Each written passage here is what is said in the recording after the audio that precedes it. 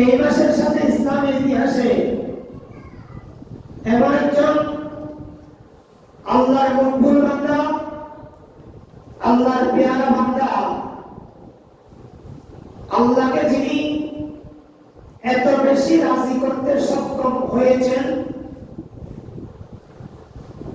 উনাকে আল্লাহ যে পজিশন দিয়েছেন, যে মর্যাদা দিয়েছেন, উনার বরাবর আল্লাহর সৃষ্টির মধ্যে সমস্ত নবীদের পরে আর কেউ যেতে পারবে না। তার নাম হচ্ছে ইসলামের প্রথম খলিফা হযরত সাইয়্যিদনা আবু বকর সিদ্দিক রাদিয়াল্লাহু তাআলা আনহু। একটু মুহাব্বতে বলুন সুবহানাল্লাহ। আল্লাহ ওনাকে মর্যাদা দিয়েছেন, ওনাকে সম্মান দিয়েছেন। তো ওনার ঘটনা আলোচনা করতে গেলে অনেক লম্বা একটা, ওনার ৬৩ বছরের জীবন। আমি মাত্র কয়েকটা ঘটনা আপনাদের সম্মুখে পেশ করে আমি শেষ করব। একটু আলোচনাটা খেয়াল করবেন।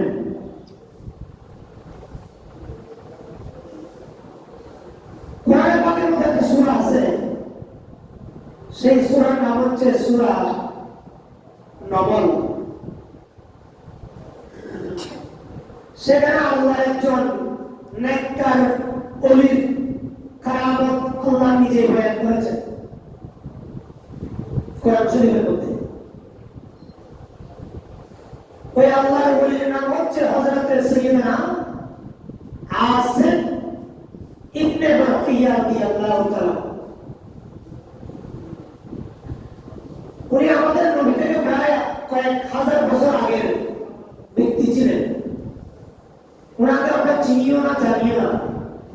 আমাদেরকে জানিয়েছেন, আমাদেরকে চিনিয়েছেন আমাদের নবীর মাধ্যমে স্বয়ং রব্বুল আলামিন সুবহানাহু ওয়া তাআলা। একটু বড় করে বলুন সুবহানাল্লাহ। ওই ব্যক্তির নাম হযরত সাইয়্যিদনা আসিম বিন বারকিয়া রাদিয়াল্লাহু তাআলা। উনি আগের যুগের একজন নবী হযরত সাইয়্যিদনা সুলাইমান আলাইহিস সালামের উনি সাহাবী ছিলেন এবং সুলাইমান আলাইহিস সালামের যুগের বড় আলেম ছিলেন। সুলাইমান আলাইহিস সালামের যুগের বড় আল্লাহর ওলি ছিলেন। সুলাইমান আলাইহিস সালামের উনি সরাসরি খালাতো ভাই ছিলেন। উনার নাম বলেছি আসিম বিন বারকিয়া রাদিয়াল্লাহু তাআলা। সুলাইমান আলাইহিস সালামের জামানায় সুলাইমান আলাইহিস সালামকে আল্লাহ এমন শক্তি দিয়েছেন, সমগ্র জাহানের গাছপালা, তরুলতা বলেন, পাখি বলেন, মানুষ বলেন, জিন বলেন, ইনসান বলেন, সবাই সুলাইমান আলাইহিস সালামের কথা মান্য করত। সুবহানাল্লাহ। হযরত সুলাইমান আলাইহিস সালাম একদিন মিটিং ডেকেছেন। মিটিং ডাকার সময় উনার যে প্যান্ডেল করত, উনার যে মজলিসের প্যান্ডেল হতো, ওই প্যান্ডেল করত দুনিয়ার সামান্য কোনো কাপড় দিয়ে নয়, দুনিয়ার সামান্য কোনো প্যান্ডেল দিয়ে নয়। ওই সুলাইমান আলাইহিস সালামের প্যান্ডেল হতো হাজার হাজার লক্ষ লক্ষ পাখির ডানা দিয়ে। সুবহানাল্লাহ। পাখির ডানা দিয়ে হযরত সুলাইমান আলাইহিস সালামের মজলিসের প্যান্ডেল করা হতো। কিন্তু সেই জায়গার মধ্যে একটা পাখি থাকতো, সেই পাখির নাম হচ্ছে হুদহুদ পাখি। কোরআন শরীফে ওনার কথা আছে, হুদহুদ পাখির কথা। ওই সুলাইমান আলাইহিস সালামের প্যান্ডেল যেখানে হুদহুদ পাখি টাকা মিলে প্যান্ডেল বানাতো, প্যান্ডেল করতো, সেইখানে একদিন মজলিস করার সময় সুলাইমান আলাইহিস সালামের দরবারের মধ্যে ওই হুদহুদ পাখি ছিল না। এখন সুলাইমান আলাইহিস সালাম বললেন, হুদহুদ পাখি আজকে কোথায় গেল?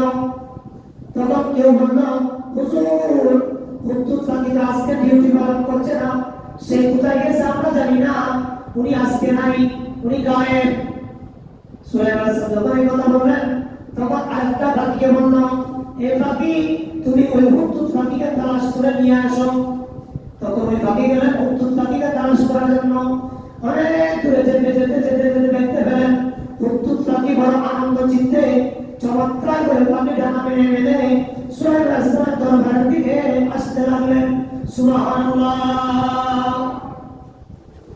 পাখি যখন আসলেন, হুদহুদ পাখির সাথে যখন সাক্ষাৎ হলো ওই পাখিটার সাথে, তখন ওই পাখি বললেন, এই হুদহুদ পাখি তুমি আজকে কোথায় গেলা?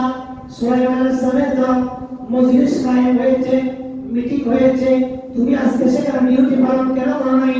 তুমি যে জায়গায় থাকতা ওই জায়গা দিয়ে সরাসরি সূর্য সুলাইমান আলাইহিস সালামের মজলিসের মধ্যে ভিতরে পড়েছেন। আজকে তোমার বিচার হবে, হয় আমার হুজুর কি রাগান্বিত নাকি আমার হুজুর কান্না আছে। হয় রাগান্বিত হচ্ছ, কেমন রাগান্বিত জানো? আজকে তোমাকে দেখে নাই, তুমি কি রাগা, তোমার উপর বলে রাগান্বিত। আচ্ছা চলো, যা হবে একটা হবে আর কি, চলো আমি সুলাইমান আলাইহিস সালামের দরবারে যাই। ওই পাখি হুদহুদ পাখি আস্তে আস্তে আস্তে আস্তে সুলাইমান আলাইহিস সালাম দেখতে লাগলেন। সুলাইমান আলাইহিস সালাম কোন অবস্থায় আছে? হুদহুদ পাখি অবনত হয়ে সুলাইমান আলাইহিস সালামের কদমের সামনে গিয়ে সুলাইমান আলাইহিস সালামের সাথে কথাবার্তা হলো, সালাম কালাম হলো। তখন সুলাইমান আলাইহিস সালাম পাখিকে জিজ্ঞেস করলেন, হে হুদহুদ পাখি, তুমি আজকের মজলিসে কেন ছিলে না? তুমি কোথায় গিয়েছ? তখন হুদহুদ পাখি বললেন, হুজুর আমি আজকে মনের মধ্যে একটু ঘুরতে গেলাম, ঘুরতে ঘুরতে ঘুরতে ঘুরতে আমি এমন একটা জায়গায় গেলাম সেখানে একজন বাদশা দেখেছি। ওই বাদশা হচ্ছে মহিলা, ওখানে মানুষের মূর্তি পূজা করে। হুজুর আমি ওই সম্পদটা আপনাকে দেওয়ার জন্য আজকে দেরি হয়েছে, আমি আপনার জন্য ক্ষমা চাচ্ছি আপনার কাছে। হুজুর আমি ওই রানীর কথা আপনাকে দেওয়ার জন্য আমি দেরি করেছি। সুবহানাল্লাহ।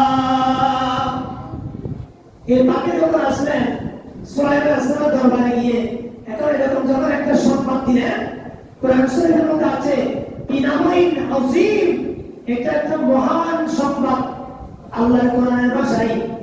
তখন সুলাইমান আলাইহিস সালাম বললেন, তুমি সত্য বলছো তো? তখন হুদহুদ পাখি বলছেন, হ্যাঁ হুজুর আমি সত্য বলছি, আমি আপনার সাথে মিথ্যা বলছি না।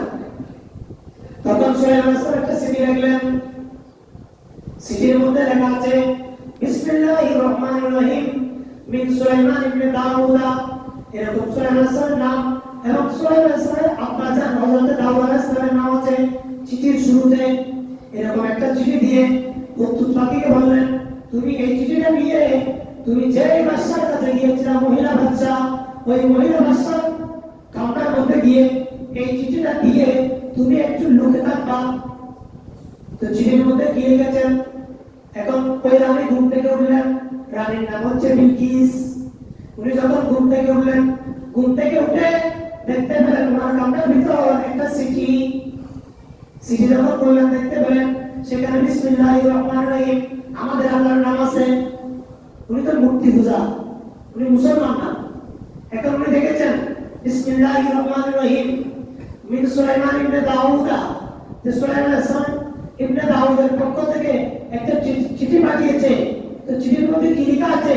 চিঠির মধ্যে লেখা আছে, আপনি দ্রুত আমার এই চিঠি পাওয়ার সাথে সাথে দেরি করবেন না, আপনি মুসলমান হওয়ার জন্য যে আল্লাহ আমাদেরকে বানিয়েছেন, যে খালিক আমাদেরকে লালন পালন করছেন, যে রাজ্জাক আমাদেরকে খাওয়াচ্ছেন, ওই আল্লাহর উপর ঈমান আনার জন্য আমি হযরত সুলাইমান ইবনে দাউদ আলাইহিস সালামের কাছে চলে আসবা।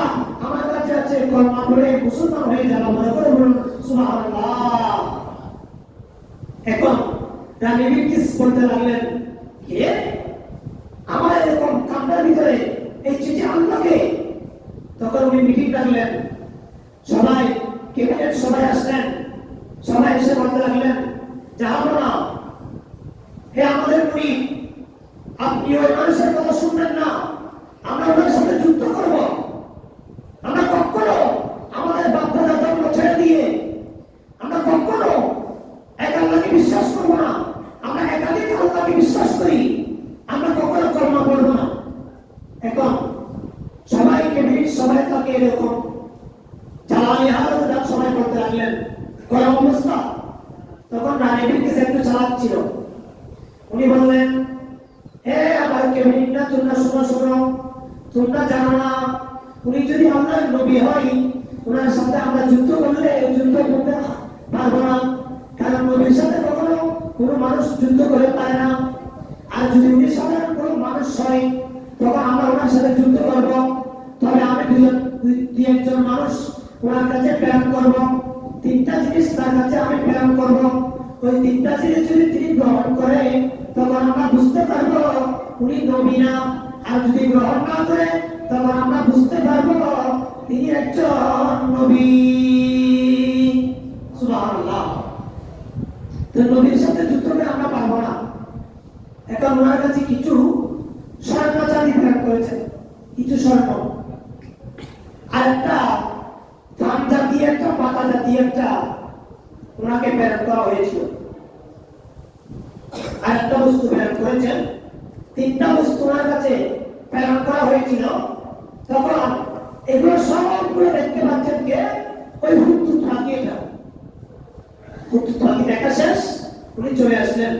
উনি সুলাইমান আলাইহিস সালামকে এসে বললেন, হুজুর তারা আপনার কাছে আসবে, এরকম এরকম ব্যাপার। ঠিক আছে, সুলাইমান আলাইহিস সালাম তো মানুষেরও নবী ছিলেন, জিন জাতিরও নবী ছিলেন সুলাইমান আলাইহিস সালাম। তো সুলাইমান আলাইহিস সালাম জিনকে ডাকলেন, এ আমার সমস্ত জিন জাতিরা, তোমরা মুহূর্তের ভিতর আমার ঘরের চতুর্দিকে তোমরা স্বর্ণ ঢালাই করে দাও। সুবহানাল্লাহ। কি ঢালাই করে দেন? স্বর্ণ স্বর্ণ। এবং স্বর্ণের উপর আমার যে সমস্ত উট ঘোড়া যে পশু পাখি আছে, ওই পশু পাখিগুলা তোমরা স্বর্ণের যে ঢালাই করেছ ওখানে তোমরা বেঁধে দাও। এখন হযরতে রানী বিলকিসের ওখান থেকে মানুষ আসতে লাগলেন। এসে বাড়ির ভিতর ঢুকতে দেরি দেখতে পাচ্ছেন যার ঘরে স্বর্ণ এনেছেন মাত্র কয়েকটা টুকরা, আর তার ঘরের বাহিরে কোটি কোটি কেজি হবে স্বর্ণ দিয়ে ঢালাই করেছেন। আর সবচেয়ে মজার কথা হচ্ছে সেখানে ঢালাই করেছেন তো করেছেন, স্বর্ণকে তো সবাই সম্মান করে।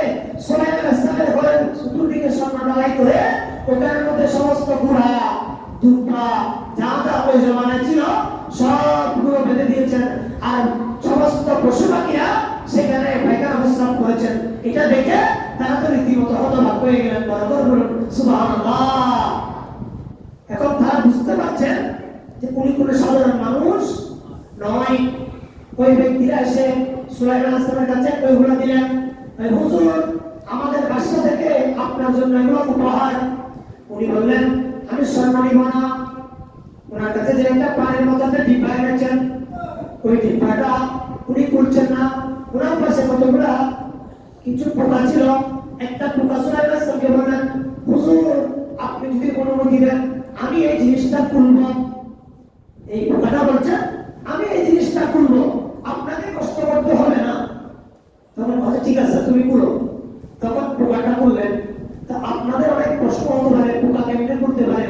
তা আপনি দেখেন নাই আম চতুর্দিকে সুন্দর, আম ক্রয় করার সময় দেশি আম এমন ভাবে দেখেন এত সুন্দর লাবণ্যময় আম, মনে হচ্ছে আমের ভিতরে গোটা সহ আপনি খেতে পারবেন, এত চমৎকার। বাড়িতে গিয়ে যখন কাটলেন দেখতে পেলেন সেখানে ভিতরে বড় বড় বিশাল বিশাল পোকা আছে না নাই? এই সমস্ত পোকার সুলাইমান আলাইহিস সালাম দোয়া করেছিলেন সেদিন। তো পোকাকে বলেছেন, ও পোকা তুমি কি চাও? এই হুজুর আমি কিছু চাই না, আমাকে যাতে আল্লাহর সৃষ্টির মধ্যে আমার রিজিকটা একটু ফরাগত করে আপনি একটু দোয়া করেন। বড় করে বলুন সুবহানাল্লাহ। ওই সুলাইমান আলাইহিস সালামের দোয়ায় বাইরে কোনো অক্সিজেন নাই, কিন্তু নিচে ভিতরে একটা জীবন্ত পোকা আছে। ওই পোকাটা আল্লাহ ভিতরে রিজিক দান করছেন। হযরতে সুলাইমান আলাইহিস সালামের দোয়া, বড় করে বলুন সুবহানাল্লাহ। এখন সুলাইমান আলাইহিস সালাম এভাবে যখন হলো, মনে হলো পাগল না তো শেষমেশ আমি এগুলো দিব না, তুমি গিয়ে বলো যে তোমার বাদশাকে আমার কাছে এসে কলমা পড়ে মুসলমান হওয়ার জন্য। বড় করে বলুন সুবহানাল্লাহ। এখন তারা চলে গেল। তারা চলে যাওয়ার পরে হযরতে ওই সুলাইমান আলাইহিস সালামের দরবারে সমস্ত ঘটনা তারা সেখানে রানী বিলকিসের কাছে গিয়ে বললেন। রানী বিলকিস বললেন, আমি কি তোমাদেরকে বলি নাই উনি যদি নবী হয় আমরা ওনার সাথে যুদ্ধ করে পারবো না, আর যদি উনি সাধারণ মানুষ হয় আমরা যুদ্ধ করলে পারার সম্ভাবনা আছে। আমি তো তোমাদেরকে আগে বলেছি, চলো চলো আমরা এখন সবাই একত্রিত হয়ে সুলাইমান আলাইহিস সালামের দরবারে গিয়ে মুসলমান হয়ে যায়। সুলাইমান আলাইহিস সালাম দরবারে সবাই চলে আসছেন, মুসলমান হবে। রাস্তার দূরত্ব হচ্ছে 1 মাসে। কয় মাস? 1 মাস। এখন সুলাইমান ইসলাম এই সংবাদ যখন ওনার কানে আসলো, সুলাইমান ইসলাম সবাইকে মিটিং ডাকলেন। হে আমার জিন জাতি এবং মানব জাতিরা, তোমরা আমাকে বলো, আমাদের ভিতরে এমন একজন ব্যক্তি কে আছো? ওই রানী বিলকিস আমার বাড়িতে আসছে। তো উনি তো একজন বাদশা মহিলা, ওনাকে আমি সামান্য কোনো নর্মাল জায়গায় বিছানা দিতে পারবো না। উনি যে সিংহাসনে বসে রাজত্ব পরিচালনা করে, ওই সিংহাসনটা 1 মাসের দূরত্ব থেকে আমার রাজত্বের মধ্যে কে আনতে পারবে? এরকম কেউ যদি থাকো আমার সামনে দাঁড়িয়ে যাও। সুবহানাল্লাহ। সুলাইমান ইসলাম এই কথা বললেন। কালা ইফরিতুম মিনাল জিন, একজন ইফরিত জিন দাঁড়ালো। জিন দাঁড়িয়ে না বললেন, হুজুর আমি ওই রানী বিলকিসের সিংহাসন 300 তলা, মনে করেন কমাস কম এই মসজিদ পাড়ার একটা সিংহাসন হবে, এটা 1 মাসের দূরত্ব থেকে আমি আনতে পারবো। সময় কতক্ষণ লাগবে? হুজুর সময় লাগবে আপনার মিটিং শুরু হতে শেষ হওয়া পর্যন্ত। যে সময় আপনি মিটিং করেন, ওই মিটিং শেষ হওয়ার আগে আগে আমি রানী বিলকিসের সিংহাসন 1 মাসের দূরত্ব থেকে আমি আপনার জায়গার ভিতরে, আমি আপনার এলাকার ভিতরে আমি রানী বিলকিসের সিংহাসন এনে দিতে পারবো। এরকম শক্তি আল্লাহ আমাকে দিয়েছেন। মনে করে বলুন সুবহানাল্লাহ। তারে কি পারে না? আল্লাহর ক্ষমতা এরকম দেয় নাই মানুষকে, চিন্তা দিকে দেয় নাই। এখন সুলাইমান ইসলাম তো নবী, উনি তো দৃশ্যের সংবাদ জানেন। সুলাইমান ইসলাম বললে হবে না, আমাকে আরো তাড়াতাড়ি কি আনতে পারবে বলো। বুঝতে পারলাম যে সুলাইমান ইসলাম জানে এখানে আরো দ্রুত কেউ একজন ব্যক্তি আনতে পারবে ওয়ালা মজলিসের ভিতরে আছেন। সুবহানাল্লাহ বলেন না? আল্লাহর কুদরত দেখেন কত পাওয়ারফুল। আপনি আল্লাহর শক্তি কেমনে মানবেন? আপনাকে আল্লাহর শক্তি চিনতে হবে। আল্লাহর শক্তি যাদেরকে দিয়েছেন তাদেরকে প্র্যাকটিক্যালি বুঝতে হবে। এখন সুলাইমান ইসলামের দরবারে একজন, পরে আমি যে প্রথমে বলেছি সাহাবী সুলাইমান ইসলামের হালাতো ভাই আসাদ বিন বারখিয়া রাদিয়াল্লাহু তাআলা, উনি দাঁড়ালেন, হুজুর আমি আনতে পারবো। কতক্ষণ? আল্লাহ কুরআন শরীফে সূরা নবল হযরত আসাদ বিন বারখিয়া বলেন, হুজুর আমি ওই রানী বিলকিসের সিংহাসন 1 মাসের দূরত্ব থেকে আনতে পারবো। কতক্ষণ লাগবে? কবে না ইয়ারতাকা ইলাইকা তরফু, হুজুর আপনি চোখের পলক মারতে দেরি হবে। আমি চোখের পলক মারার আগে আগে 1 মাসের দূরত্ব থেকে আমি রানী বিলকিসের বিশাল সিংহাসন আপনার দরবারে হাজির করতে পারবো। একটু মহব্বত বলেন সুবহানাল্লাহ। কতক্ষণ? চোখের পলক। এটা আমরা চোখের পলক পাই না, এটাকে বলা হয় চোখের পলক। কবলা আইয়ান তাদাইলাইকা তরফু, আল্লাহর কোরআনের আয়াত। চোখের পলক মারার আগে আগে আমি সিংহাসন নিয়ে আসবো। ঠিক আছে। হযরত সুলাইমান ইসলামের সাহাবী আসাদ বিন বারখিয়া, আল্লাহর ওলি, যার কথা কোরআনে আছে, উনি 2 রাকাত নামাজ পড়েছেন। উনি বললেন, হুজুর আমি কি আনবো? আনবো বলছে, ঠিক আছে তোমাকে ইজাজত দিলাম, তুমি আনো। আনতে বলার দেরি মুহূর্তের ভিতর রানী বিলকিস ওদিকে সিংহাসন ছেড়ে সুলাইমান ইসলামের দরবারে আসতে রওনা হয়েছেন। ওদিকে সিংহাসনের ভিতরে আর কেউ নাই। এদিকে হযরত আসাদ বিন বারখিয়া মুহূর্তের ভিতরে আনবো বলতে দেরি 1 মাসের দূরত্ব রাস্তা থেকে হযরতে সুলাইমান ইসলামের সামনে ওই বিশাল সিংহাসন মুহূর্তের ভিতর নিয়ে এসেছেন। মনে করে বলুন সুবহানাল্লাহ।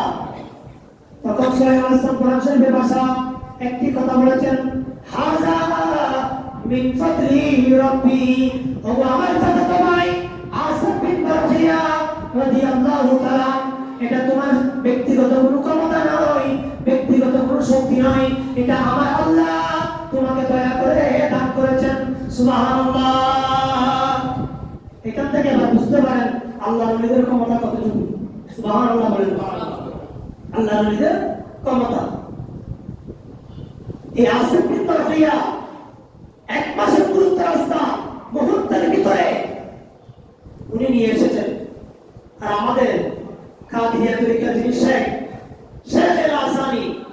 মাহবুবে সুবহানী গৌসুল আজম আব্দুল কাদের জিলানী উনি বলছেন হযরত সুলাইমান আলাইহিস সালামের জামানায় উনার সাহাবী জবুর কিতাবের ইলম থাকার কারণে উনি আল্লাহর ওলি, উনি উনার কাছে জ্ঞান ছিল, জবুর কিতাবের জ্ঞান, উনাকে আল্লাহ এমন শক্তি দিয়েছেন উনি এক মাসের দূরত্ব রাস্তা থেকে আসাদ বিন বারহিয়া উনি এক মাসের দূরত্ব থেকে বিশাল সিংহাসন আনতে সক্ষম হয়েছেন। ও আমাদের উম্মতেরা, রাসূলুল্লাহ কলমা পড়নেওয়ালা উম্মতেরা, আমি রাসূলের পাকের নাতি গৌসুল আজম আব্দুল কাদের জিলানীকে আমাকে আল্লাহ কি ক্ষমতা দিয়েছেন জানেন? আমি যদি নজর তুইরা বিলাদিল্লাহি তামান কাহাদালাতিন আলা হুকমি ইত্তিসালি, আমি কোরআন শরীফের জ্ঞান রাখি, আমাকে আল্লাহ কোরআন শরীফের জ্ঞান দিয়েছেন, তো জবুর কিতাবের জ্ঞান দান করার কারণে ওনাকে যদি আল্লাহ এত শক্তি দেয়, আমি আব্দুল কাদের জিলানী শ্রেষ্ঠ কিতাব কোরআন শরীফের জ্ঞান থাকার কারণে আমাকে আল্লাহ এমন শক্তি দিয়েছেন, আমি যখন খোদার দিকে দৃষ্টিপাত করি, আমি আমার হাতের ভিতর রায়ের দানা পরিমাণ আমি খোদাই দেখতে পারি। আল্লাহ আমার জন্য সংক্ষিপ্ত করতে ভালো করে বলুন সুবহানাল্লাহ। ও সুবহান বলছে। তা আমি যে কথা বলতে চাচ্ছিলাম, হযরত সুলাইমান ইসলাম প্রচার করে আসাদ বিন বারহিয়া বানিয়েছেন। ওনার ক্ষমতা কিরকম? উনি আল্লাহর ওলি, উনি এক মাসের দূরত্ব রাস্তা থেকে মুহূর্তের ভিতর চোখের পলক মারা দিয়েছেন। আর আমাদের যিনি রাসূল, সমস্ত নবীদের তিনি শ্রেষ্ঠ নবী, সমস্ত রাসূলদের তিনি শ্রেষ্ঠ রাসূল, ইমামুল আম্বিয়া, সরওয়ারে রোজা, সুলতানে কওমাইন, রাসূল করিম সাল্লাল্লাহু আলাইহি ওয়াসাল্লামের হাতে তিনি সর্বপ্রথম হাত রেখে কলমা পড়ে মুসলমান হয়েছেন। সে আবু বকর সিদ্দিকের দাম কম হবে নাকি বেশি হবে? একটু সবাই বলেন না, কম হবে না বেশি হবে? বেশি হবে না? এটা কোরআন শরীফের কথা বলছি। সুলাইমান আলাইহিস সালাম আমাদের নবীর চাইতে বড় নয়, সুলাইমান আলাইহিস সালাম আমাদের নবীর চাইতে ছোট। আমাদের নবী তো নবীদের নবী। তো সুলাইমান আলাইহিস সালামের সাহাবী যদি এই মাকাম হয়, তো আমাদের নবীর যিনি এক নম্বর সাহাবী, রাসূল পাক কলমাটা ইসলাম প্রচার করার সময় সর্বপ্রথম আল্লাহর নবীর হাতে যিনি মুসলমান হয়েছেন, ঈমান গ্রহণ করেছেন, তার নাম অন্য কেউ নয়, আবু বকর সিদ্দিক রাদিয়াল্লাহু তাআলা আনহু। বলুন সুবহানাল্লাহ। আমি আবু বকর সিদ্দিকের পজিশন কিরকম যদি আমি সামান্য সময় বলতে চাই, হযরত মুজাহিদুল মাজালিস আব্দুর রহমান সাবুরি বড় মুহাদ্দিস ছিলেন। উনি একটা কিতাব লিখেছেন মুজাহিদুল মাজালিস। ওই কিতাবের মধ্যে আবু বকর সিদ্দিকের পজিশন কিরকম একটা হাদিস নকল করেছেন। হযরত জিবরাইল আলাইহিস সালাম আল্লাহর দরবারে ফরিয়াদ করলেন, আল্লাহ তোমার এত বড় জান্নাত, তুমি কত বড় জান্নাত বানিয়েছো, আমার একটু দেখার ইচ্ছা হচ্ছে, আমার একটু দেখা, একটু কথা বলেন না, আমার দেখার কি হচ্ছে? ইচ্ছা হচ্ছে। তুমি তো আটখানা জান্নাত বানিয়েছো, তো জান্নাত কত বড়, মানে একটা মনে চাইছে আর কি মার ওই ফেরেশতা মনে চাইছে যে আমার মনে চাচ্ছে আমি একটু তোমার জান্নাতটা ঘুরে ঘুরে দেখবো। ঠিক আছে, তোমাকে আমি জান্নাত দেখাবো, তো তোমার যে পাকা, ওই পাকা দিয়ে তো হবে না, তোমাকে আমি 600 টাকা দিচ্ছি, তুমি 600 টাকা দিয়ে তুমি জান্নাতটা ঘুরে দেখো। সুবহানাল্লাহ বলেন না। ওই ফেরেশতা জান্নাতের মধ্যে গেলেন, জান্নাতের মধ্যে গিয়ে এটা দুনিয়ার কোনো পাকা নয়, সেই পাকা মুহূর্তের জন্য ছাড়লে খোদাই প্রমাণ করতে পারে, ওই রকম বিশাল বিশাল 600 টাকা আমাকে দিয়েছেন। উনি মনে রাখতে আল্লাহ কত বিশাল জান্নাত, ওই জান্নাত দেখার জন্য জান্নাতে গেলেন। জান্নাতে গিয়ে উনি ঘুরতে লাগলেন, ঘুরতে ঘুরতে ঘুরতে ঘুরতে ঘুরতে জান্নাত শেষ হচ্ছে না, এরকম ঘুরতে ঘুরতে ঘুরতে 100 বছর জান্নাতে ঘুরেছেন। সুবহানাল্লাহ। কয়শো বছর? আল্লাহ জান্নাত শেষ হয় নাই, ওটা শেষ হয় নাই, তুমি ওটা দেখতেছো। জান্নাত যে তুমি 100 বছর পদক্ষেপ করেছো, জান্নাত এখন শেষ হয় নাই, তো তুমি দেখছো না? বাড়ি লাইনে দেখছি, তো আরো কত বড়, তোমাকে আরো 100 বছর সময় দিলাম, তুমি আরো ঘুরো।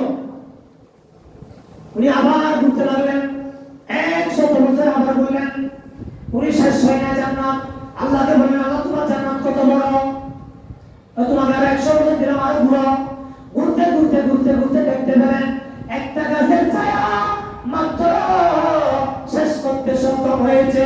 সুবহানাল্লাহ। উনি বলছেন, ইয়া রাব্বে কারীম, আল্লাহ তুমি এত শত শত বছর আমাদের জান্নাতের মধ্যে ঘুরিয়েছো, আমি জান্নাত এখনো শেষ করতে পারি নাই, কিন্তু একটা গাছ দেখেছি, একটা গাছের ছায়া আমি মাত্র শেষ করতে সক্ষম হয়েছি।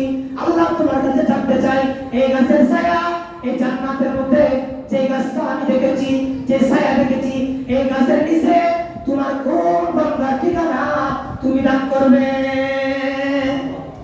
সুবহানাল্লাহ।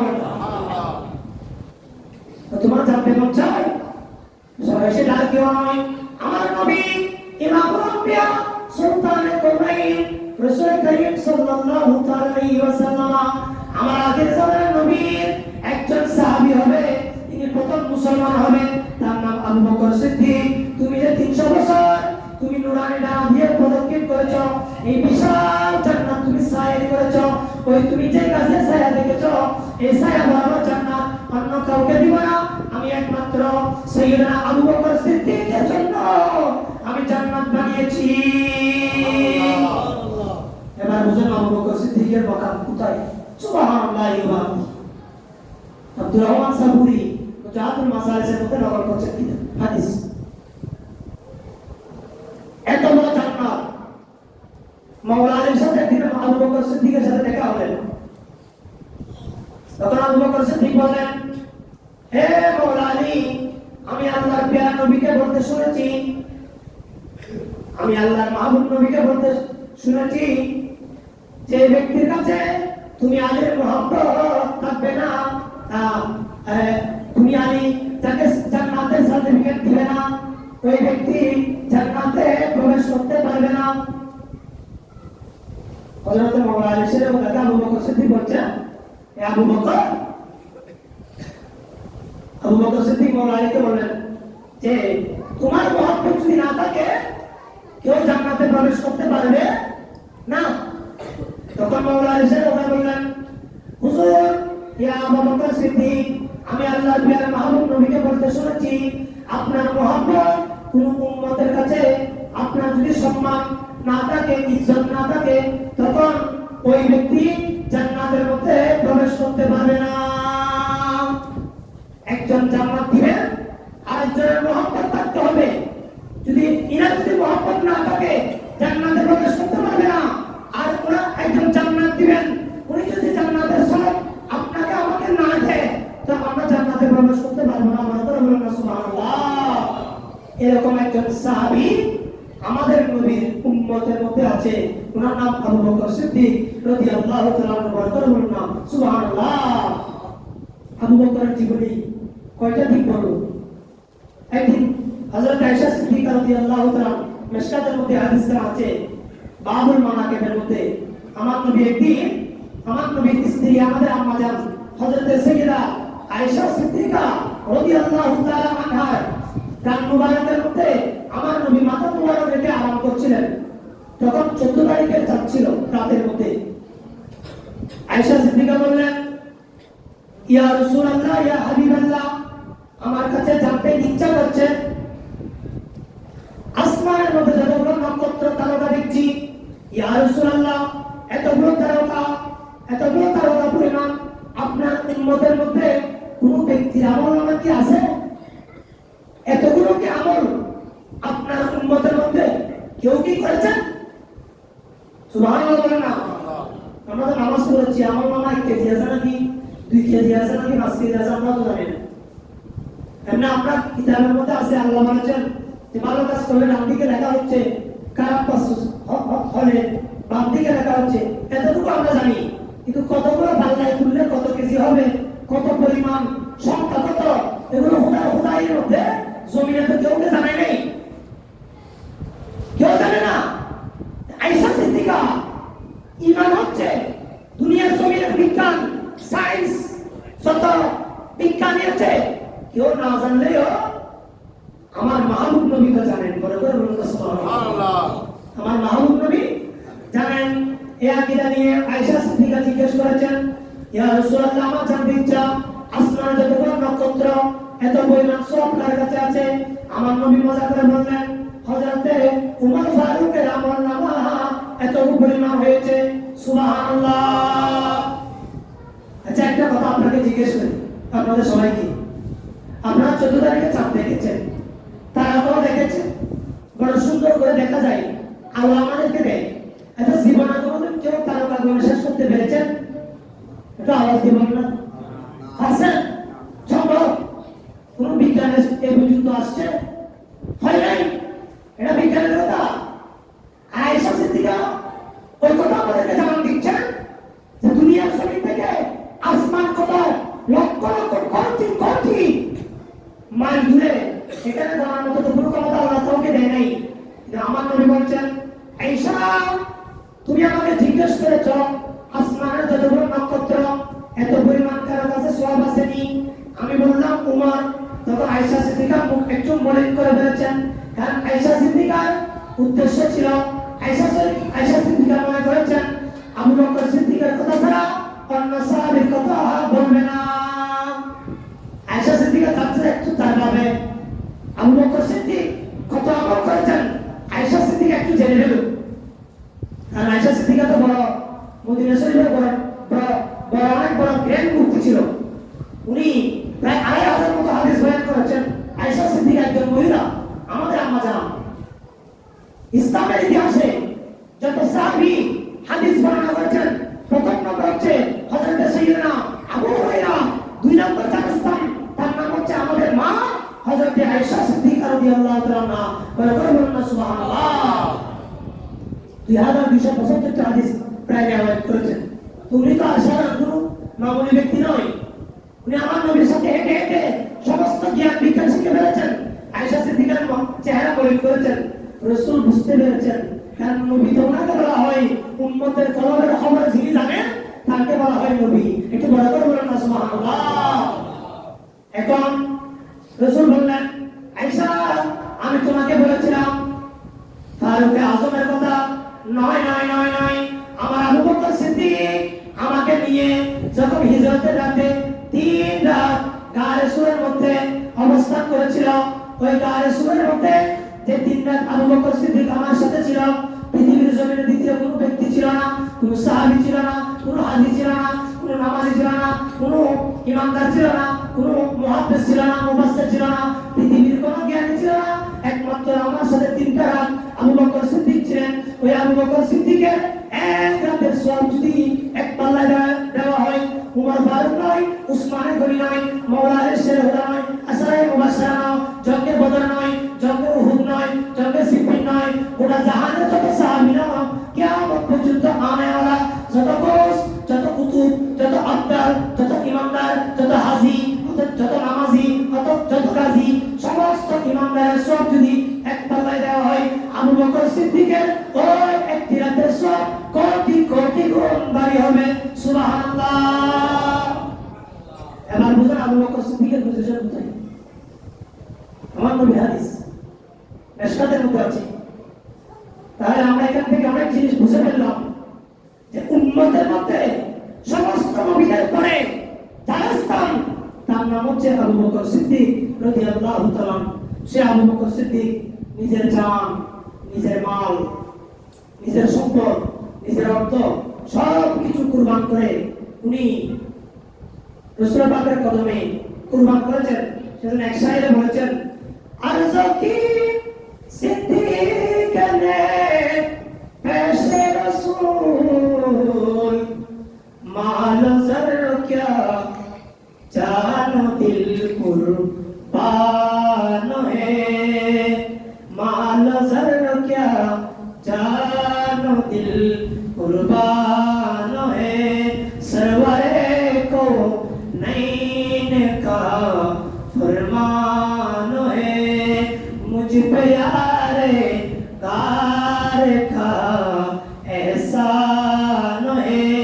सजना बकर सिद्दीक প্রায় ৫,৫০০ ফিট উপরে, জমিন থেকে ৫,৫০০ ফিট উপরে আবু বকর সিদ্দিক আমার নবীকে ফেলে দেয় নাই, কুলের মধ্যে নিয়ে এক আঙ্গুলের উপর বর করে করে আবু বকর সিদ্দিক পাহাড়ের চূড়ায় তুলেছেন। সেদিন আমার আবু বকর সিদ্দিক সেখানে